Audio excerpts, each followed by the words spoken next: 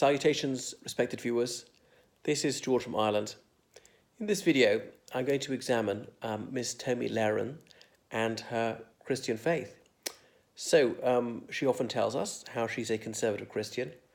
A conservative, I suppose, in the theological sense as well as the political sense. And for her, like many evangelical Christians, her faith informs her political views. Could be the other way around, actually. So she was incensed not long ago when Joy Behar took aim, and I think it was Mike Pence, was saying that he prays and again God speaks back to him, blah, blah, blah. It's quite a common thing in the United States. It's almost unique in the Western world, actually, where politicians say they've got like a hotline to God, and they're not only speaking to him, but they're getting messages back, and that guides them on policy and so on. Obviously, in Ireland, you'd be laughed off the podium as a politician if you said that. The Reverend Ian Paisley, who was a malign influence in Irish politics for many decades, died a few years ago.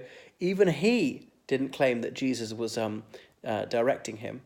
So Tomi Lahren is obviously very hurt on behalf of Mike Pence and Christian fundamentalists generally that they were scorned. But I would remind Miss Lahren that martyrdom is a gift and a rare one these days. And I think the New Testament's very clear on this, that you should welcome this opportunity to suffer for the Lord, to offer up your suffering, because, of course, there'll be magnificent treasures for you in heaven. And I know mammon motivates Miss Lahren as much as Jesus does. So people also made fun of Jesus Christ, and so you should be happy to follow this, your Via Dolorosa. But who's the snowflake now?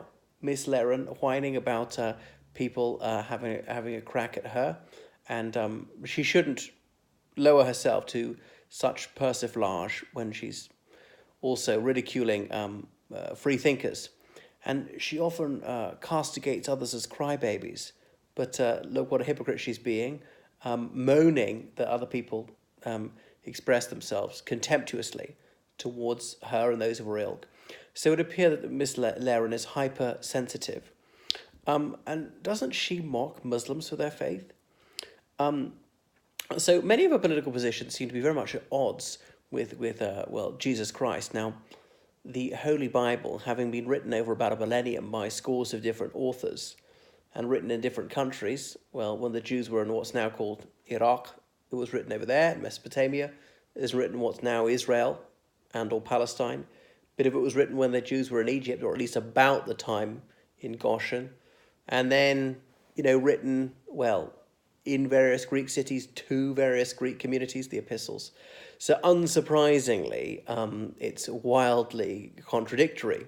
And you can find whatever you want in there, from pacifism to an ultra-hawkish attitude. But now, I'm not a person of faith, so I don't belong to any religion. But there are parts of the Bible that even I find inspiring, and I recognize are exhortations to moral behavior, to social justice. But obviously, Miss Lahren wouldn't like Jesus because he's a social justice warrior. I know people said, Christ, the first socialist. No, I don't go that far. I don't think he propounds any economic or political policy. But there are things in there, the Old Testament as well, be good to the sojourner. And now that's from the King James Bible, which he probably favours that because Christian fundamentalists tend to prefer that 17th century language. But sojourner, in modern English, that's refugee or asylum seeker. Those who are sojourning, who are staying temporarily with you, they're not from your country. I suppose the idea they'll eventually go back. Well, that might be the sweetener for Miss Lahren and her disciples.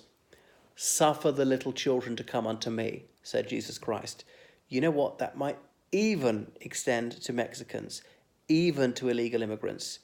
To be compassionate, to be welcoming, to be hospitable, and to be the good Samaritan, I suppose, that people of this other ethnic group, even though they're despised, they can be morally good.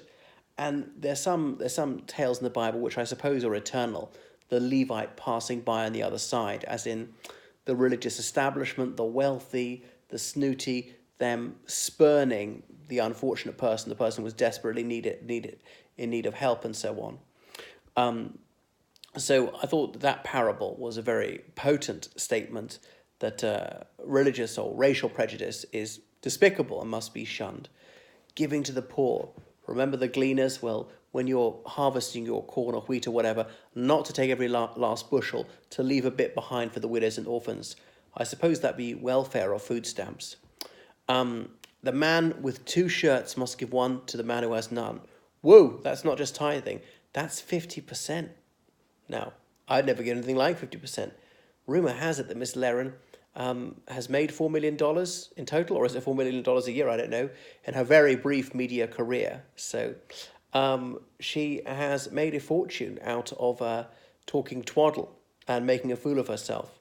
So who says sex doesn't sell? Now, she's lubricious, which has got to help her. Lubricious. Anyway, the bits she wouldn't like so much. St. Paul in his epistle saying that women shouldn't speak in church. Or is it speak in public? Well, that word ecclesia, some people say it's best translated as assembly, not church, so in public at all. We'll see. Or women to cover their head in church. And some say, well, you know, women don't have to wear hats in churches anymore. I mean, it's a long time since churches enforced that. But other people say, well, we've got to transpose this into our 21st century context, because the only women who went around bareheaded in those days were ladies of the night. And so back then, in the time of St. Paul, a woman in church shouldn't dress like a prostitute, just like in the 21st century, a woman in church shouldn't dress like a prostitute either. Incidentally, I have no disdain towards prostitutes. I have a lot more respect for them than I do for Tomi Lahren, because usually they're not malevolent, they're not harming others. So she dresses in a very racy style, which I appreciate, but as a passionate Christian, if she takes the word of the Lord exceedingly seriously, then she ought to make some effort to obey his injunctions. I don't, as I say, because I don't believe in Christianity. I'm not against it, and there are bits of it which, as I say, are laudable. So forgiveness. Tomi Lahren's not big on absolution, and I remember her making this rather unbecoming war speech. Whoa, she was very belligerent, saying, come on, we got to ramp up the conflict, escalate it, throw everything we have at them. So what about do good to those who hate you? Love your enemies. So clearly she doesn't believe in the Bible, at least not a lot of it. Certainly not the New Testament bit. Or he who lives by the sword will die by the sword. So if your boyfriend does get killed in Iraq, what are you whinging about? Because she was saying someone very close to her, it's her boyfriend, was out fighting there, and you know Obama wasn't doing enough to defeat Al-Qaeda and ISIS and so on. But you can't have it both ways. Either you're proud of him fighting, he's so valiant, and therefore you wouldn't mind if he fell in the furtherance of your cause, or on the other hand, you don't want to fight, so call him back. So don't demand that he gets to fight and then complain about him fighting. Make your mind up. You can't have it both ways. Yes, remember when Jesus was in the Garden of Gethsemane and he was arrested, and St. Peter drew his sword and chopped the ear off the servant of the high priest, Caiaphas, I think it was, and Jesus intervened and he reprimanded him for fighting in self-defense. So you're not to fight even in self-defense. You got that? Although the Old Testament would tell you absolutely the opposite thing to do. So people think, oh, well, you mustn't complain about politicians saying that the Almighty is communicating with them. You may remember Mahmoud Ahmadinejad when he was president of Iran several years ago, and he claimed that as he addressed the United Nations General Assembly, the hidden imam was directly in contact with him. And now I wouldn't expect that Miss Lahren knows what Shia Islam is, but there's this great occlusion where they believe that the last imam disappeared, but after centuries he will suddenly reappear. And Ahmadinejad felt that he was under the guidance of this hidden imam. Or Maduro, not someone whom Miss Lahren would hold in high regard, and he claims that Hugo Chavez appears to him in the form of a bird, and our feathered friend is likewise telling him what to do. Now, it seems absolutely crackers to me, but you mustn't complain if your political opponents, if they also get this direct communication from the other side. It seems like if you disbelieve that, well, you're not respecting faith.